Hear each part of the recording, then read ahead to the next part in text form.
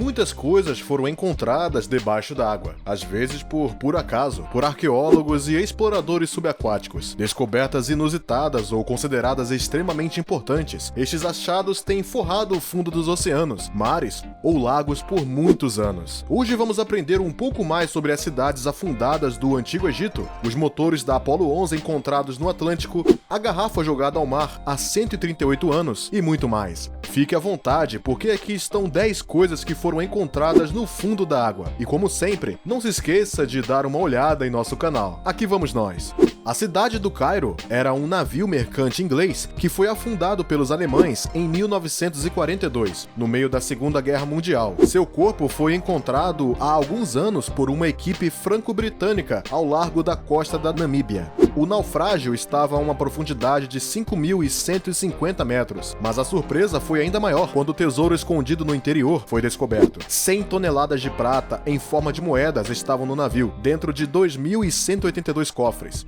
Este dinheiro pertenceu ao Tesouro Britânico e foi estimado em quase 150 milhões de dólares. Uma novidade na história dos tesouros arrancados das profundezas. Espera um minuto. Os alemães sabiam que havia um tesouro a bordo do navio britânico que afundaram? Em 16 de julho de 1969, Neil Armstrong e 2 outros astronautas foram enviados à Lua na missão Apollo 11. Mais de 40 anos depois, 2 dos 5 motores de foguetes usados para impulsionar a espaçonave haviam emergido do fundo do Oceano Atlântico. A recuperação destes 2 elementos, que estavam a uma profundidade de 4.267 metros, foi realizada sob a iniciativa de Jeff Bezos, o fundador da Amazon. O dispositivo, que incluía os motores, havia caído na água a uma velocidade de 5.000 milhas por hora. Assim você pode imaginar o poder do impacto com a superfície da água a essa velocidade. Felizmente, as partes mais pesadas que faziam parte do palco do foguete permaneceram intactas. Após 3 semanas no mar e graças aos sofisticados sonares, a missão Bezos Expeditions permitiu levar este valioso equipamento. No entanto, ainda precisava ser restaurada para corrigir os danos causados pela corrosão. Jeff Bezos pode, portanto, se congratular pelo sucesso de sua missão, que ele financiou e dirigiu, depois de anunciar seu lançamento após a descoberta aos destroços. Mas, como ele disse, os motores da Apollo 11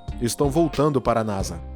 Estamos frequentemente acostumados a encontrar naufrágios no fundo da água. Mas você já viu naufrágios de trens? Aqui está um cemitério de trens em mar aberto. Estas 2 locomotivas, modelos raros do Planeta Classe 222T, com chaminés claramente visíveis, datam da década de 1850. Foram descobertos por acaso em 1985 por Paul Hepler, um capitão de navio. As locomotivas estavam localizadas a cerca de 28 metros de profundidade, na costa de Nova Jersey, Estados Unidos. Como elas chegaram lá? É um mistério. Os exploradores associam isso ao fato de que provavelmente foram empurrados para o Atlântico pelo navio que os transportava, para evitar que eles se virassem em uma tempestade. Apesar do ferrugem, estas locomotivas a vapor permaneceram em muito bom estado. Foi até considerado um plano para trazê-los à superfície para estudo. Se você é apaixonado pela história do Antigo Egito, aqui está uma descoberta que certamente o fascinará. As cidades afundadas de Canopy e Tonis Herakleion foram descobertas em 1999 e 2001, respectivamente.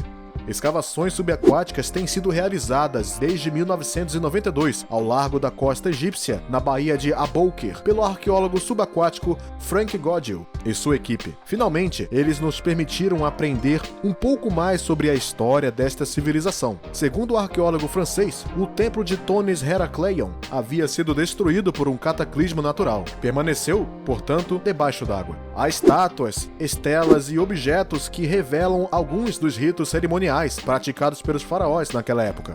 Descobriu-se até que Canopy estava ligada por um canal à cidade de Tonis Herakleion e que Tonis e Herakleion, que se pensava serem 2 cidades separadas, eram de fato os nomes egípcio e grego para o mesmo lugar. Entusiastas do mergulho, você já ouviu falar de Xinjiang? É um local de mergulho localizado na China, a 400 metros de Xangai. O lugar não é conhecido apenas por sua beleza ou por seu magnífico lago Qiandao, que atrai mergulhadores de todo o mundo, mas também pela cidade que existe sob as águas do lago. Construída em 621 d.C., esta cidade, também chamada a Cidade dos Leões, era uma cidade antiga da dinastia Han. Serviu como um centro político e econômico, mas também cultural. Entretanto, em 1959, as autoridades chinesas decidiram submergir esta cidade para as necessidades de construção construção de uma represa artificial que mais tarde criou o Lago Qingdao. Assim, a Cidade dos Leões teve que ser engolida por outras cidades, o que exigiu o deslocamento de 290 mil pessoas que ali viviam. Mas ao afundar na água, a cidade afundou-se rapidamente no esquecimento, e somente em 2001 voltaram a falar dela. O local tornou-se um lugar para esportes aquáticos, e os mergulhadores puderam então explorar este verdadeiro tesouro arqueológico subaquático. O local de Qincheng, equivalente a cerca de 62 estádios de futebol, é um dos mais espetaculares locais aquáticos a serem explorados no mundo. Mergulhadores apaixonados por história e arqueologia podem agora descobrir esta magnífica cidade, bem preservada sob a água, a uma profundidade de 26 a 40 metros. Eles podem então maravilhar-se com suas majestosas portas e esculturas de leões e dragões, seus arcos e suas estradas pavimentadas. Antes de continuar, eis a questão do dia. Que filme de Luc Besson, lançado em 1988, conta a história de dois mergulhadores rivais que se tornaram amigos mais tarde? Opção A, Abismo. Opção B, 20 mil léguas submarinas. Opção C, O Grande Azul. Se você é um cinéfilo e é apaixonado pelos mares e oceanos, você encontrará facilmente a resposta. Escolha a opção que você acha certa e fique conosco até o final deste vídeo para ver se você respondeu corretamente. A Flórida é um dos maiores estados dos Estados Unidos. Até recentemente, a história do primeiro povo a viver nesta parte do sudeste da América, a cultura Clovis, data de cerca de 13 mil anos, mas a descoberta feita por uma equipe de arqueólogos mostrou que a presença humana nesta região era muito mais antiga do que se pensava anteriormente. Os humanos povoaram a Flórida 1500 anos antes, provando que a exploração do mundo começou muito antes do que os historiadores nos ensinaram até agora. É claro que esta descoberta não teria acontecido sem as escavações arqueológicas que descobriram ossos, restos de animais, incluindo uma presa mutante e ferramentas de pedra fossilizada com cerca de 14.550 anos de idade. Os objetos em questão foram encontrados no site Page Lodson, no rio Auxilia, perto da cidade de Tallahassee. Muitas operações de mergulho tiveram que ser realizadas para lançar luz sobre esta descoberta. John Cruise, um mergulhador amador, fez uma descoberta surpreendente em um belo dia de novembro de 2015. Ao mergulhar em Halifax, Canadá, ele descobriu um tanque no fundo do porto, a 3 metros de profundidade. A garrafa foi feita de vidro, com uma rolha intacta, com a seguinte inscrição: Cervejaria A, Keith & Son. Este é o antigo nome da cervejaria Alexander Keith, em Halifax, hoje. A garrafa estava até metade cheia e continha um líquido cintilante. De acordo com uma inscrição encontrada no copo da garrafa, a cerveja tinha sido produzida na Inglaterra no final do século XIX, antes de ser exportada para o Canadá. Na verdade, ela havia sido importada entre 1872 e 1890, sugerindo que essa cerveja teria pouco mais de 130 anos. Uma garrafa centenária de cerveja, então. No entanto, nós nos perguntamos qual seria o sabor. Outra garrafa desta vez foi de gin, encontrada por pessoas caminhando em uma praia australiana.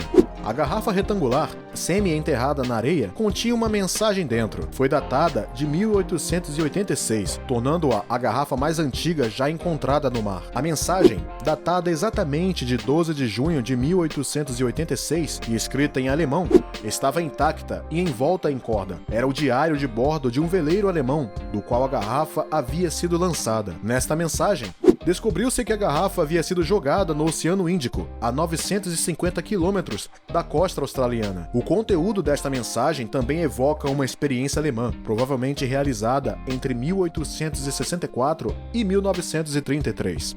Esta experiência envolveu atirar garrafas de navios alemães a fim de entender suas trajetórias e seguir as correntes oceânicas. O autor também pediu à pessoa que encontrou a garrafa que devolvesse ao Observatório Naval em Hamburgo ou ao consulado alemão mais próximo, indicando onde e quando a encontrou. Naturalmente, Tonya Illman, que tinha encontrado a garrafa, e seu marido informaram o Museu da Austrália Ocidental. Pesquisas nos arquivos alemães confirmaram isso. De fato, uma garrafa havia sido jogada ao mar pela Paula em 12 de junho de 1886. Interessante, não é? Por que você mesmo não faz a mesma experiência jogando uma garrafa ao mar? Na sua opinião, quantos anos serão necessários?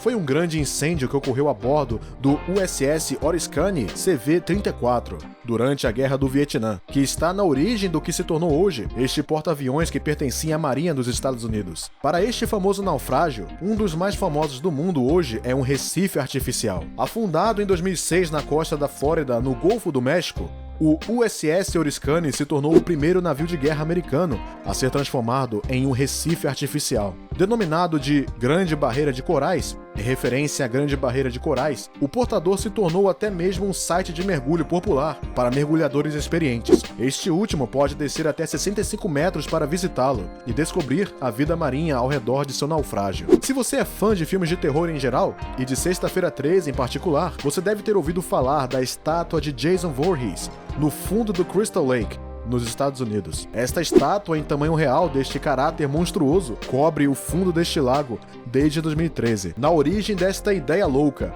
um certo Curtis Lore. Este homem estava tão apaixonado pela saga que decidiu fazer uma réplica perfeita de Jason Voorhees, com sua máscara de hóquei e sua katana, e colocá-la no fundo do lago em Crosby, Minnesota. Mas foi apenas 5 anos após a submersão da estátua que ela foi descoberta por um mergulhador que se aventurou por lá. A escolha do local não é, no entanto, perigosa. A estátua foi plantada onde Megan Garris e Tommy Jarvis conseguiram pegar Jason Voorhees no fundo de Crystal Lake. Isto certamente dará arrepios àqueles que se atrevem a mergulhar neste lago.